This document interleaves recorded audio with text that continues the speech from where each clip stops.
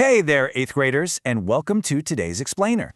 I am so pumped to jump into this with you because we are tackling a seriously crucial skill for your academic journey: finding, evaluating, and properly citing reliable sources. Today, we're not just looking at the nuts and bolts of writing, we're actually blending the mechanics of research with the profound ethics of integrity. Right off the bat, let's tackle one of your actual homework questions. What is plagiarism? Seriously, take a second and think about this. Have you ever thought about what actually happens when we don't give credit where it's due? It's a massive question, and it sits right at the core of everything we're going to unpack today. So here is our game plan. We'll cover 1. The problem with plagiarism, 2. Why citing sources matters, 3. How to do in-text citations, 4. Building a works cited page, and 5. Education rooted in morality. Let's start with Section 1, the problem with plagiarism. To clearly answer that very first question we asked, plagiarism is using someone else's work without permission or credit.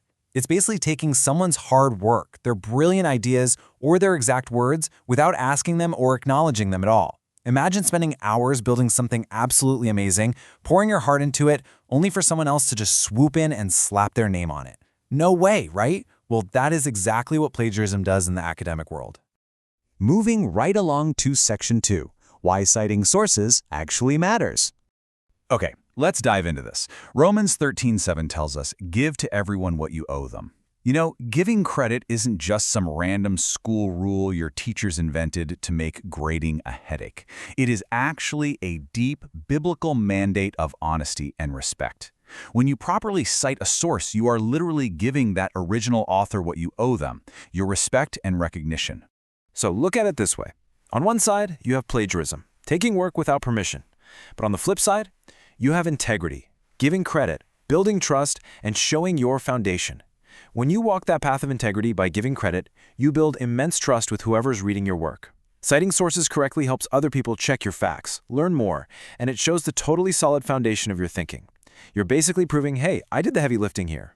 And that brings us to a really foundational biblical morality tip. Luke 6:31 teaches us to do to others as you would have them do to you. Honesty in your research reflects the true heart of someone following Christ.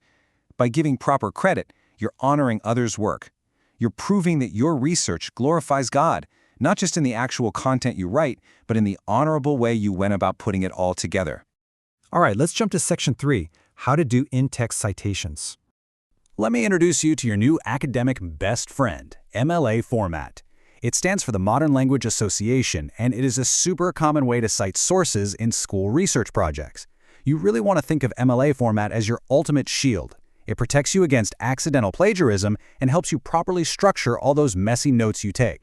The execution here is just beautifully simple. Open parenthesis, Smith space 45, close parenthesis, boom.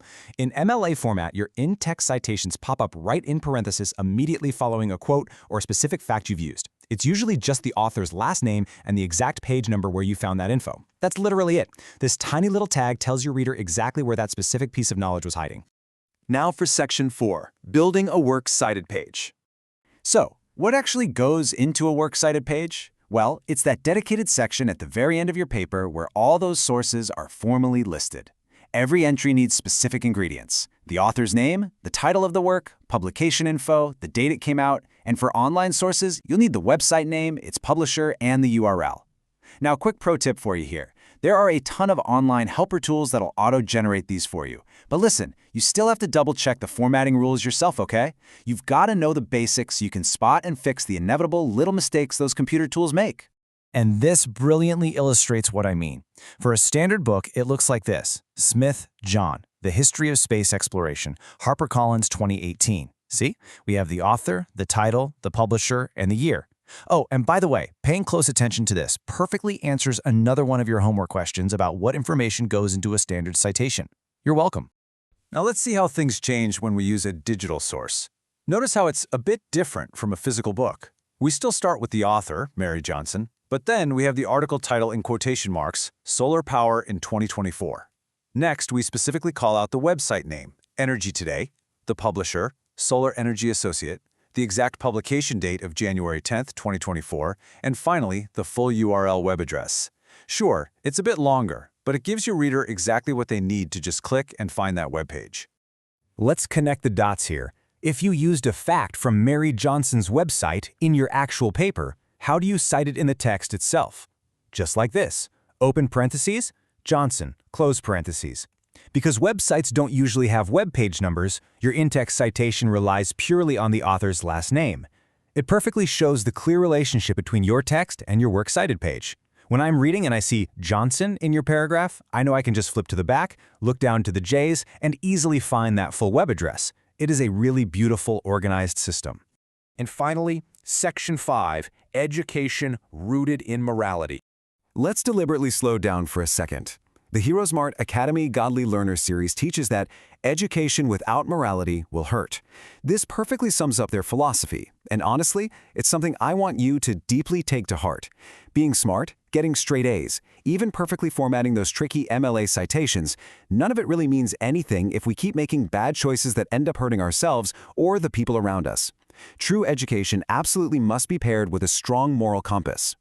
And there is a real tangible benefit to having that compass. Romans 8:6-7 actually promises peace of mind to everyone who keeps his or her mind spiritual. Think about it.